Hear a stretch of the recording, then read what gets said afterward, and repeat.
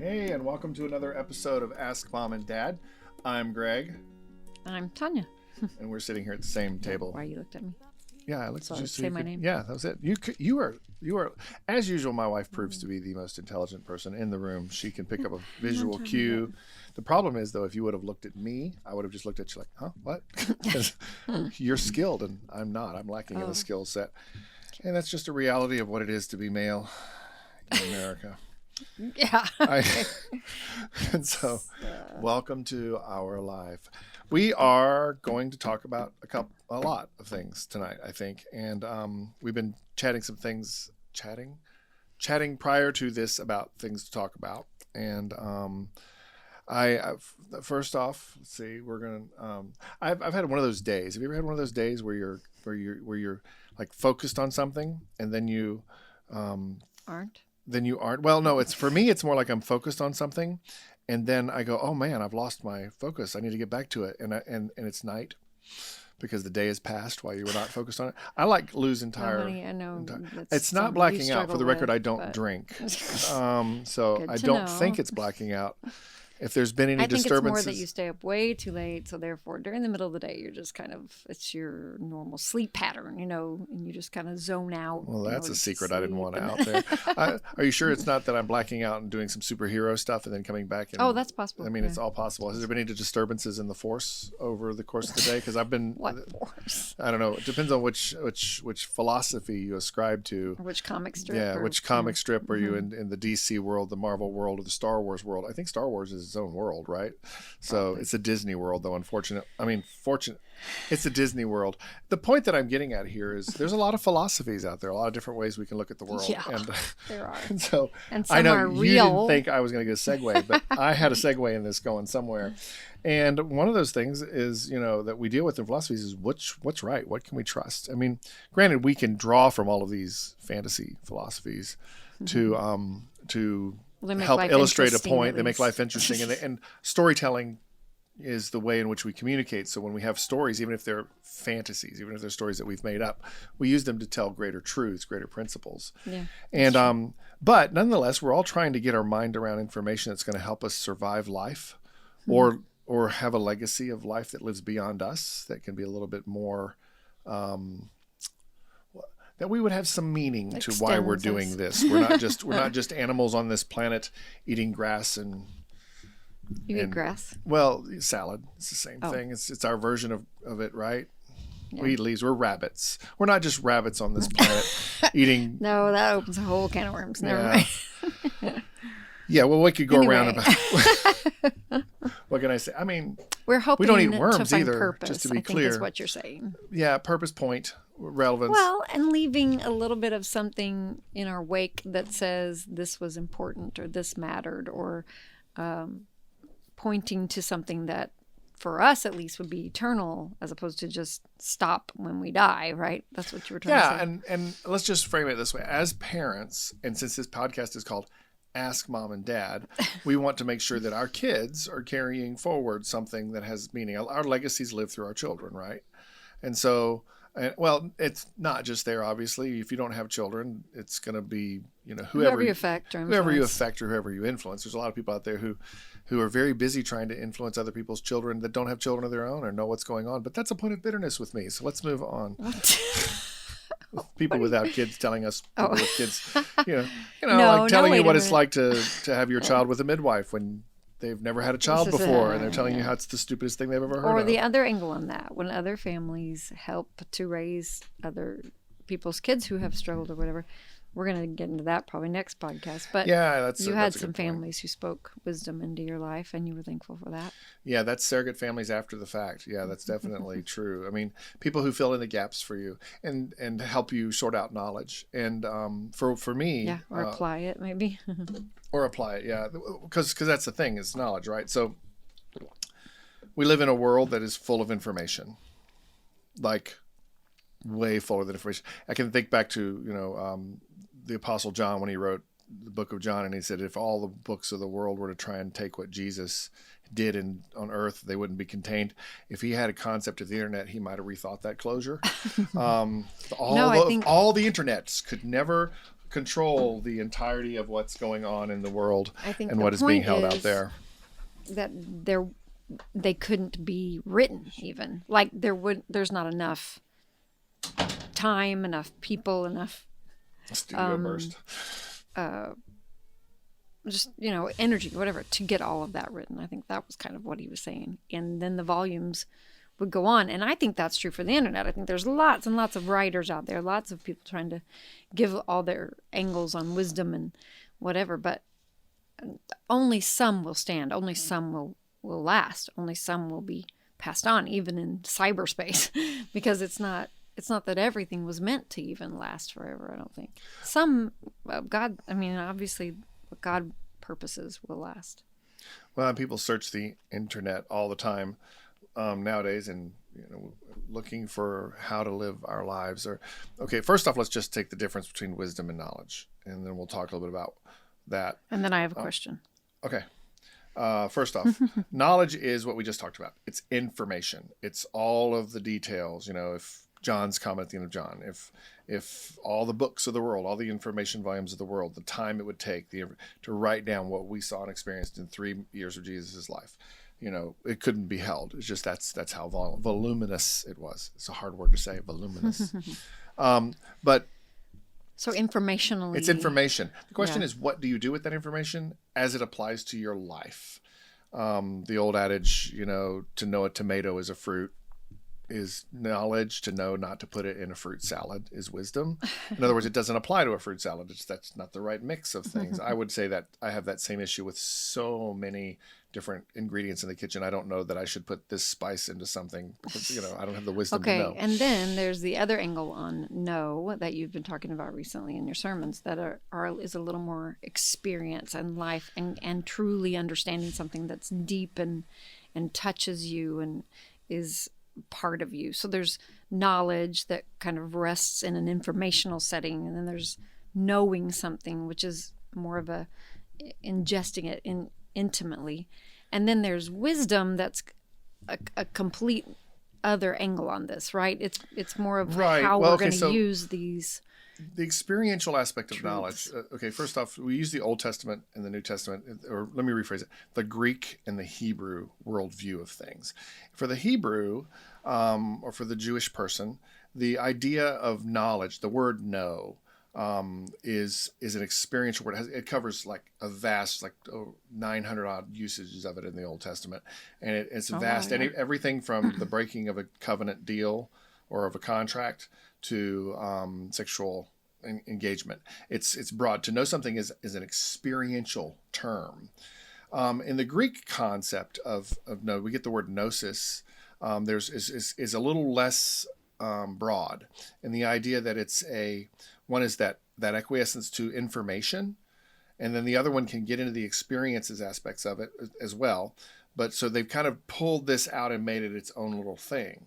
So defined it out a little bit. I don't know, down is the right word, but define it out. So that's why you would have Jesus saying to a Israelite, to the Jews, and Jesus actually says, the Greeks seek knowledge and the Israelites look for signs. He's saying pretty much the same thing. He's just saying to the Hebrew, you're looking to know, and the Greek is looking to know. One's wanting information, and that's, if you give me the information, you convince me, I'll follow. The other ones are going, if you show me, I'll follow. So to some regards, the Jewish were show me state Missouri people, I'll follow if you're bad jokes. Moving on. So you get the idea there. So there's a concept difference in this, the cultural understanding and the language. But what we're dealing with here in our culture is we are more Greek in our mentality. So we have this knowing that doesn't necessarily involve experiencing.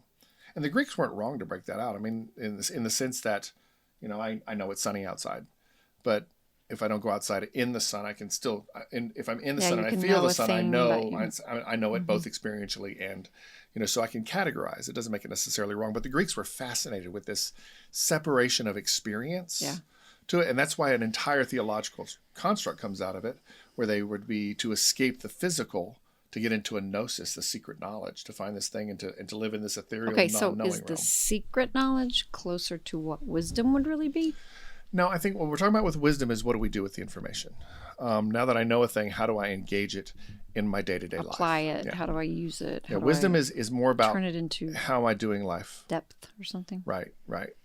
And so I think that's the thing that I think that we need to understand is one is to have the information, the other one is to use it properly. Like I said, tomato, fruit salad, they don't go together. A couple things come to mind. 1 Corinthians chapter 3 talks about human wisdom and the folly, like the foolishness of human wisdom. So just living everyday life, throwing around this or that, information and trying to apply it or whatever. I don't know exactly. So no one should deceive himself. If anyone thinks he is wise in this age, he must become foolish so that he can become wise. The wisdom of this world is foolishness with God, since it is written, he catches the wise in their craftiness, and the Lord knows the reasonings of the wise, that they are futile. So no one should boast in men, for all things are yours. Anyway, sounds like he's saying that this wisdom, God's wisdom, is accessible to us, but it's not something that's natural to us, right? That we don't. Okay, and now we're talking about God's wisdom, which is the thing. So the wisdom of the world. So if you take that, if anyone amongst you thinks he's wise in this age, so wise about when? Wise in the times. In other words, he understands the times. He thinks he must become foolish. That's the worst fix ever. I am not a trained broadcast professional. Backing up, sorry. He must become foolish so that he can become wise. In other words, he needs to be willing to wash away his own ideas. Yeah, realizing that his are based on foolishness. Yeah. Well, he says he catches the wise. Look, if you go here in verse 19, he catches the wise in their craftiness. So he's using the word wise here in the idea that there is such thing as a human wisdom, which is where he starts with, right? So wisdom and craftiness are, what do you do with information? You craft it into life. So that's the way I would read that. I would say, so if he catches the wise in their personal craftiness, their own idea of how to apply knowledge. Right. Hitler was a really easy example of that. He deemed that Jews were the problem for everything. And so to craft that into reality, just wipe out the Jews. Well, that was not the truth. And that was very, very poor judgment on his part. So you get the idea. So there is a human way to do something. In Hitler's case, the proverb, in the end, it leads to death, was flat out, lived out, not only to what he did to others, but one wound up with him eventually. So the question is, what is the wisdom that is needed so that we can live this life effectively? And what you just led us into is the concept that the wisdom that we need is not our own wisdom. Yeah. It's not a community wisdom. And that it sounds like from that passage, it's far from the natural wisdom that we think, quote, is wise or whatever, in the sense that things that we would.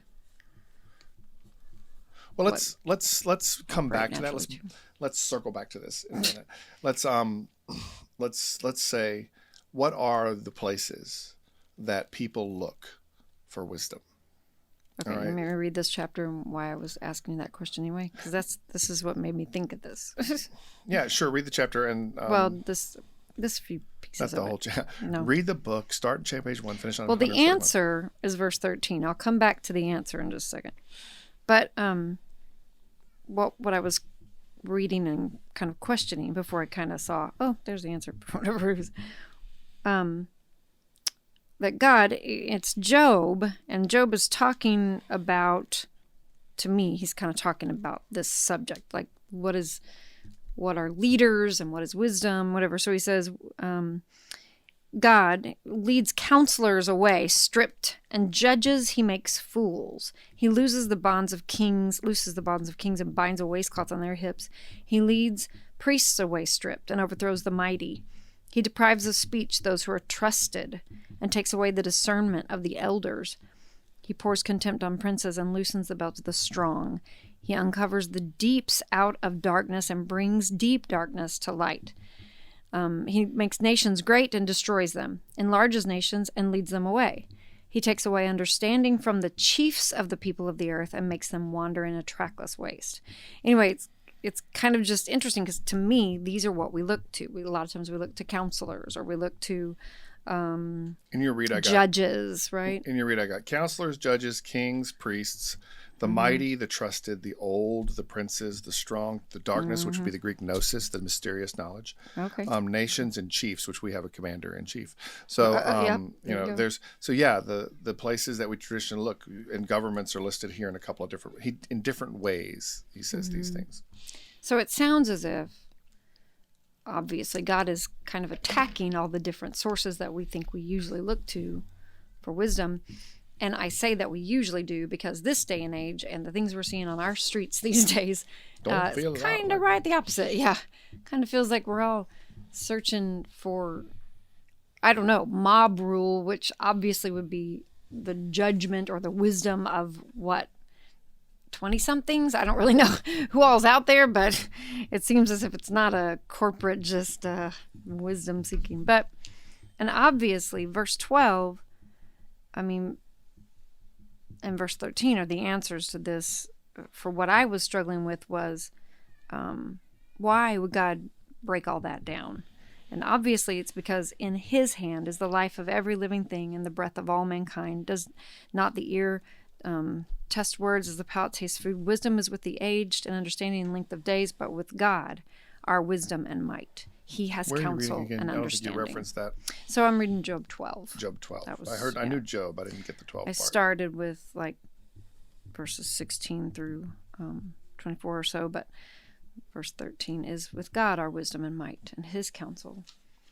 Yeah, He has counsel and understanding. I was thinking, as you were thinking, it crossed my mind. In the absence of clear leadership, chaos emerges, Yeah. and that's your tweet of the day. Yeah.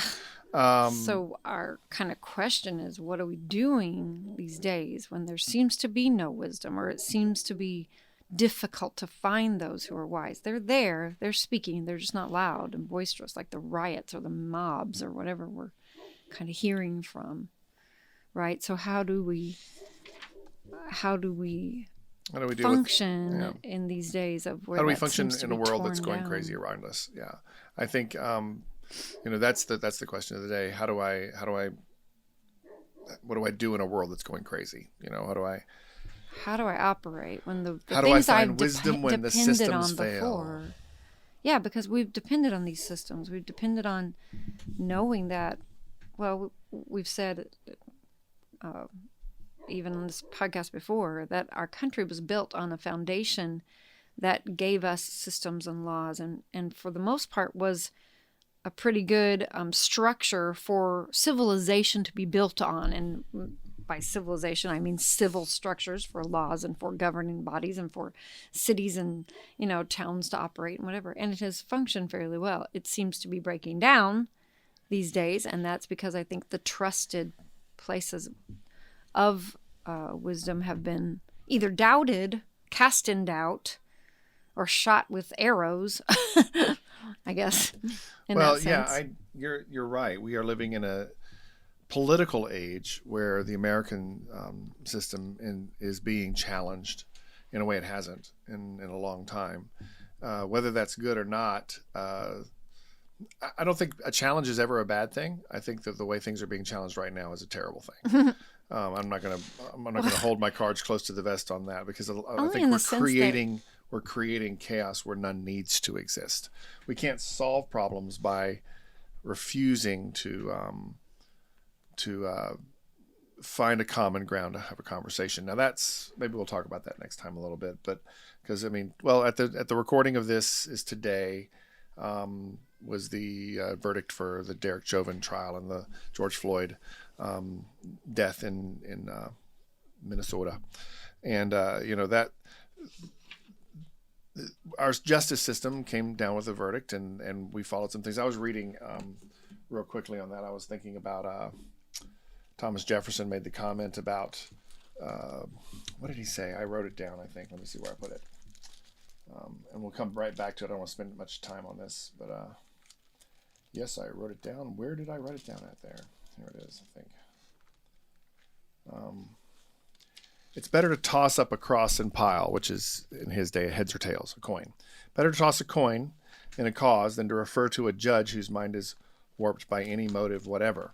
In that particular case, but the common sense of 12 honest men gives still a better chance of just decision than the hazard of a tossed coin.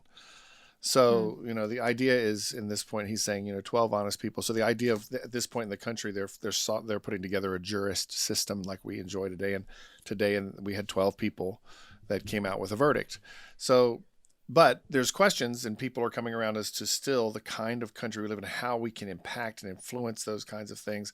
So that's today's singular event, but this has been a cultural thing that's been in question. We see people rioting in the streets. The meme I saw this week that was kind of made me laugh. It still does make me laugh today. Is that I don't want to say that one out loud. I don't think there's a few things that make me laugh. You apply the right discount code and you can just walk in and take what you want. It was anyway, I don't want to get hung on it, because the question for us at this table is what is it that we need to, for our family's sake? How do we live our lives in a way that gives wisdom so they can live effectively in the world? And I want to say I understand how people are feeling like let down kind of by what we have depended on to be wisdom. And that's what I'm talking about, what I'm questioning. Isaiah 5:20 says, "Woe to those who call evil good and good evil, who put darkness for light and light for darkness, who put bitter for sweet and sweet for bitter. Woe to those who are wise in their own eyes and shrewd in their own sight. Woe to those who are heroes and valiant men mixing strong drink, who acquit the guilty for a bribe and deprive the innocent of his right." I'm just discouraged that the wisdom that God offers us, people don't seek. They don't want it. They in fact want to create their own sense of right and wrong and justice and whatever. And it's difficult for a Christian who would tend to want to see the world the way God sees it, to try to hold on to the principles that God has taught us, that He is wisdom, that He is right and just, and He will put the world right eventually. He vengeance is mine, says the Lord. But in the meantime, what do we do when these things are breaking down around us? That's what my question was.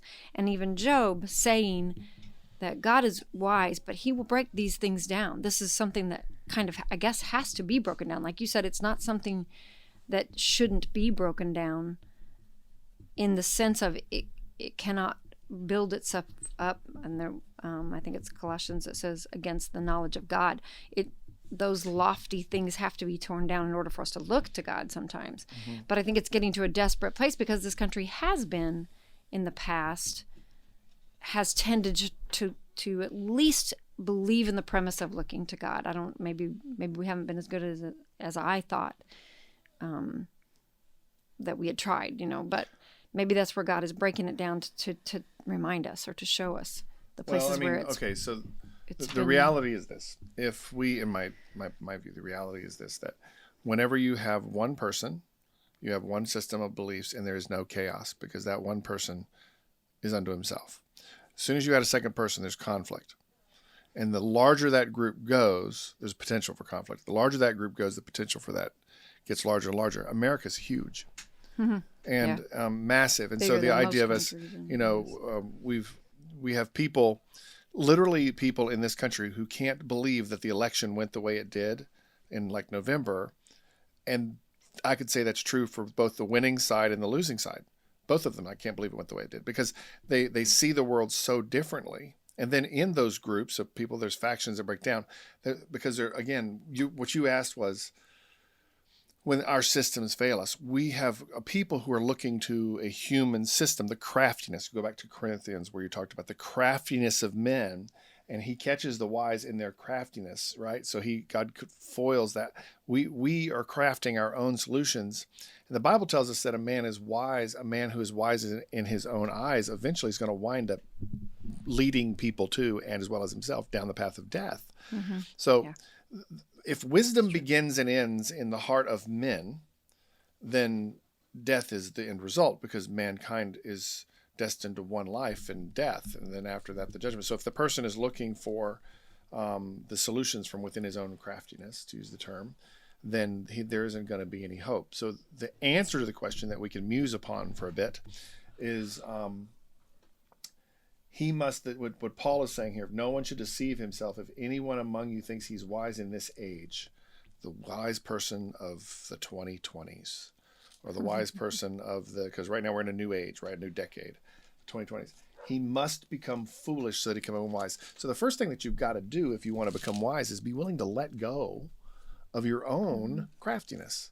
Be willing to say, maybe, and it's really not as complicated as I made it sound.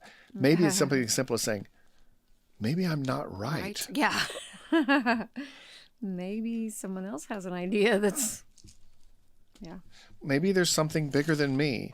And if you're in a position of politics and power, that's much harder because you're the one that's supposed to be right. You're the one that's supposed to have the answers. But I don't think that our Constitution, our government, and our Constitution, but our government is structured for one person to be right. Our government is structured so that many people are coming together to try and seek a right, not their right, but a right, to seek what's right. And there's a much better, our government was designed to be slow and lazy because human beings need to slow down. Yeah, and the advice of many counselors, there's wisdom, right? So our government was set up so that there wasn't just one person or one branch even that would be able to control the narrative or the whole thought process of the nation, right? So that, I think our founding fathers were less optimistic about human beings than that. I think that they were more pessimistic. They'd seen tyrants. Keep in mind where America's coming from. They're coming from what they are seeing as tyrannical rule. That they're not considered at all. We were of no thought to the kingdom, the monarchy. We were a place in which the monarchy could receive wealth. They had no interest in taking care of the people that were on the other side of it. That's the way Americans saw it. And so they wanted to set up a system that was inherently crippled in its ability to do anything but the most important and basic tasks. So it worked slow and labored to make any changes. Knowing that individuals would be able to govern themselves. Right. So the belief was that the individual could self-govern, would be given liberty to function within a reasonable societal structure, but that societal structure would not easily be able to become a tyrant over it. So yes, to the first thing you said, which is there's wisdom in council. That's the whole point. They had all the states coming together and they were having this constitutional conversation, right? What do we do? Are we going to rebel? And they fought about that for a long time. There was always, in the existence of the colonies, a conversation, and they split and divided and almost had a civil war among themselves about whether to pull away from England in the Revolutionary War. They had to work to get everyone to come together on that as well. So there's always been this debate. And so I think our founding fathers understood we're all humans.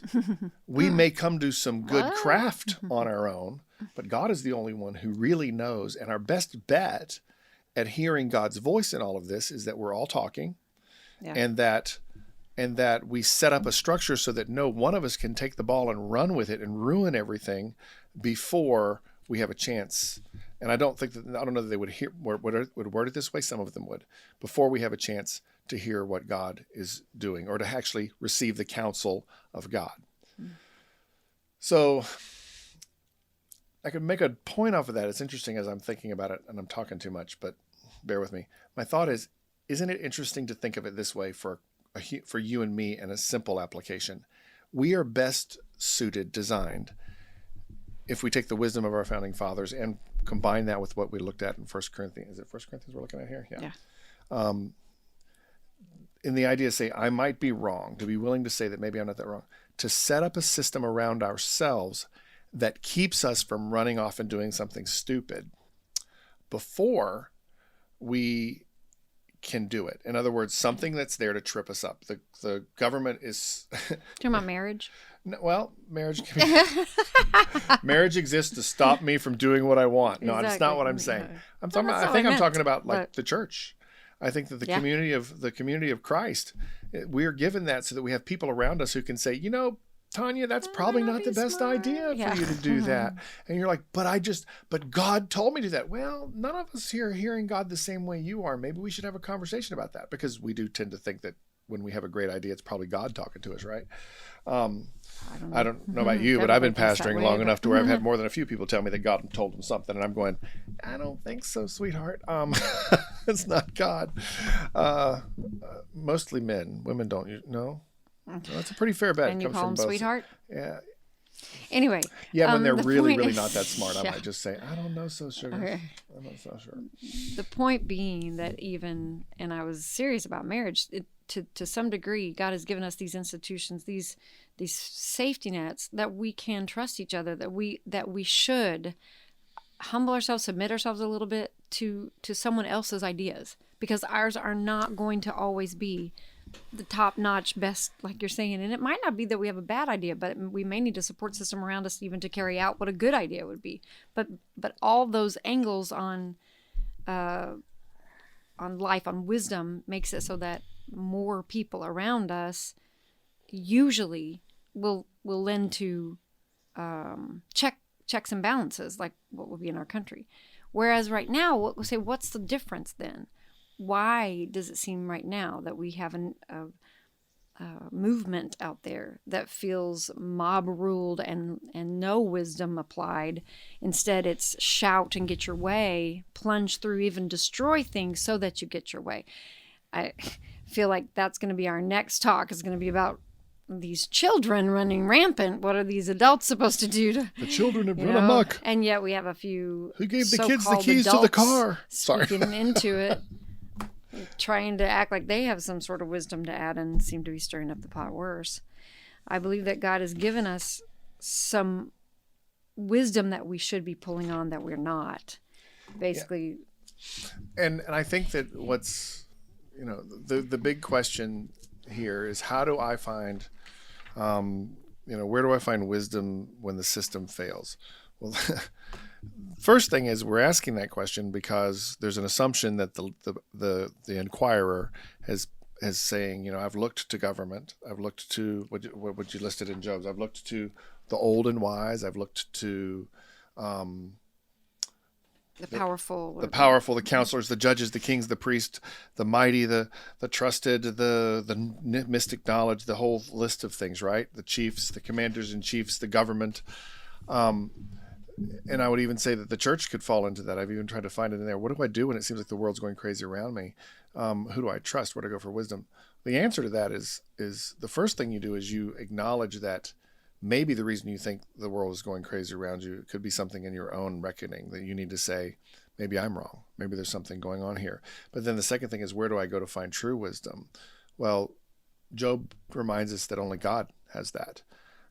Paul reminds us the same, that we need to be willing to let go of our own, but then turn right around and say, so what's the thing to lean on? And to kind of wrap this up here in a second.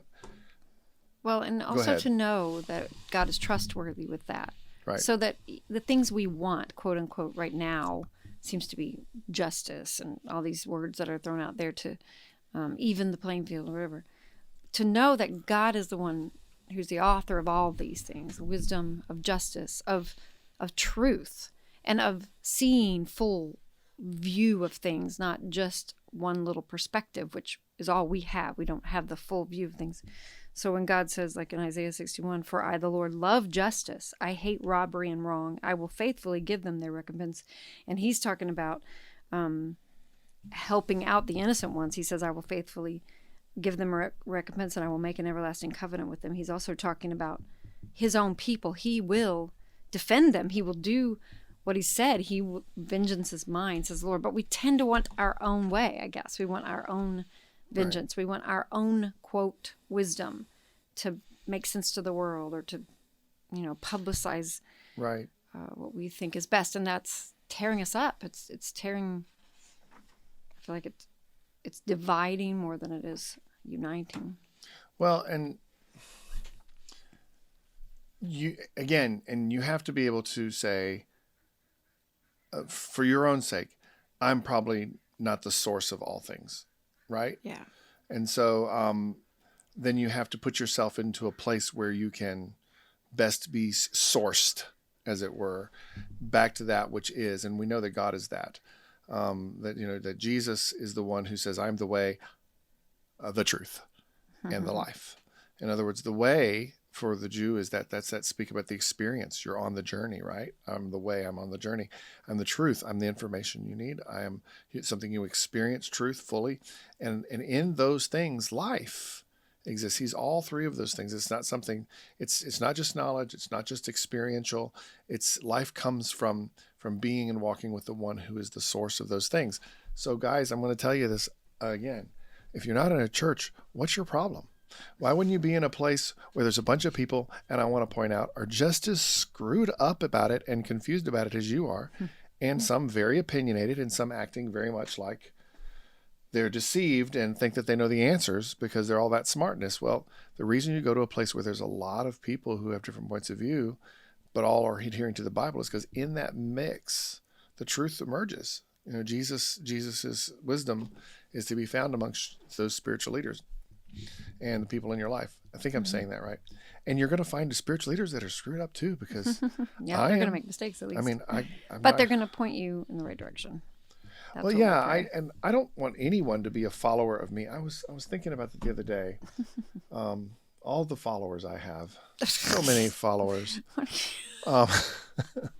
Well, I think that's the downfall of so many large mega pastors in our culture, is we somehow or another find ourselves beginning to, without intending to, believe in your own press or something like that. That's what they used and to maybe say. not even that. The press that is being believed is that it's not that we believe we're all that, but we think other people believe that we're all that.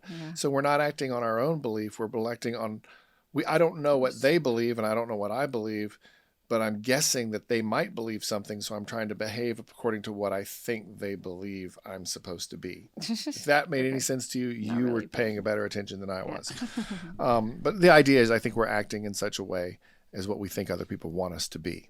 And we wind up tripping ourselves up. So believing our own press, maybe not even believing our own press, but acting so that as if we do. And then when our faults become known, then everything that somehow falls apart. Tears us up. So I think that their humility is in it. Because if I can be like this one here that says, I believe that everything about me is foolish. I want to be uncrafty. I can have a lot of good ideas about things, but I want Jesus to be the one who crafts my approach to lives. Maybe and how I apply things in life, and trust him in that in all things. Does that make sense? I don't know if I'm making more sense. Have we beat this horse long enough? I think we're coming to a point where I want to wrap this one up. And and I'm trying to think if we've left anything unsaid. That's really what I'm asking. Is there anything that we've left? Sure. Well, yeah, there's a lot unsaid, but there's more podcasts. We can do more podcasts. Okay. And so I think next time we're going to talk a little bit more about justice. You brought that up already. And so if you're listening and need a thread to hang on, or something. Justice in kids, how to be judicial and how we destroy our children. What? So Okay. I don't know. We're going to talk about something next time, and it'll be one of those things. And this podcast is brought to you by Wandering Minds and other interesting things that help you to lose focus and stay off task. I just thought I'd say that. And hey, what can I say? That's all we got for you today. Thanks, guys, for listening. And if it made any sense to you at all, please send us back quotes and let us know what we said that helped anywhere. Or questions. Or questions. Well, quotes. I like quotes. If they're good quotes, send them back to me because I love good quotes. Put them in the contents. What is that section called underneath there? Anyway, we're going to just shut me off right now.